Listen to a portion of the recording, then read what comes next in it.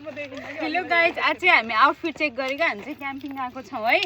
सुरु मबाट स्टार्ट गरेँ।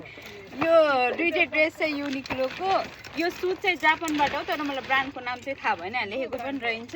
यो प्यान्डोराको, यो लुबिसाको, जसमा चाहिँ गुचीको, यो चाहिँ सबको नाम बिर्सेँ मैले है, यो थाहा छैन के हो। अरू चाहिँ के छ र, यति हो।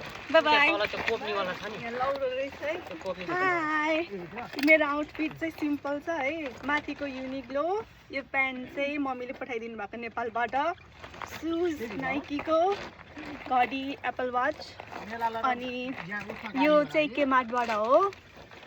यति नै हो। बाई।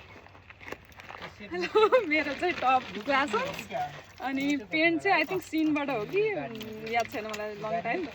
अनि सुट चाहिँ साम्बा, अनि ज्वेलरी त खै यो पनि थाहा छैन, नेपालबाट हो कि सायद। अनि अरू त केही लगाएन भने औँठी मात्र लगाएको छु, यो चाहिँ माइकालेबाट। By by.